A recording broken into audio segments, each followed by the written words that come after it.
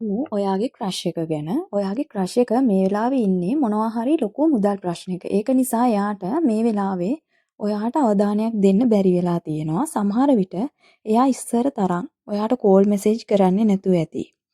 නමුත් මේ తත්වය ඉදිරියේදී වෙනස් වෙනවා.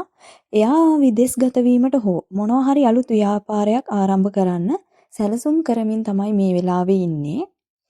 එයාට වෙන මොනවා හරි වෙනත් සම්බන්ධතා තිබුණා නම් මේ වෙලාවේ එයා ඒ සියලුම සම්බන්ධතාවලින් ඉවත් වෙලා යන තත්වයක් පෙන්නනවා. මෙතන තව දෙයක්. එයා කොච්චර ඔයාව ගණන් නොගත්තත් ඔයා හැම විටම එයා ගැන හොයලා බලලා තියෙනවා.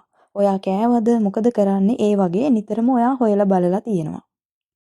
මේ ක්‍රෂ් එක ඔයා සමග දැනටමත් කතා බහ කරනවා නම් මෙයා ඉදිරියේදී හොඳට කල්පනා කරලා බලනවා මගේ ජීවිතේ අමාරුම කාලෙදී කවුද මාත් එක්ක හිටියේ කියලා. මෙතනදී එයා ආදරය කරන අයට වඩා එයාට ආදරය කරන එයා වෙනුවෙන් කැපකිරීම කරන කෙනා සමග දිගුකාලීන සම්බන්ධතාවයකට විවාහයකට යන්න ඕනි කියන තීරණය අනිවාර්යයෙන්ම ඉදිරියේදී ගන්නවා. මේ රීඩින් එකේ ඔයාට රෙසිනේට් පණිවිඩ විතරක් ගන්න. ඔයාටම කියලා ප්‍රයිවට් රීඩින් එකක් ඕනි නම් WhatsApp මැසේජ් එකක් දාන්න. channel එක like කරන්න, subscribe කරන්න. ඔයාට සුබ දවසක් වේවා.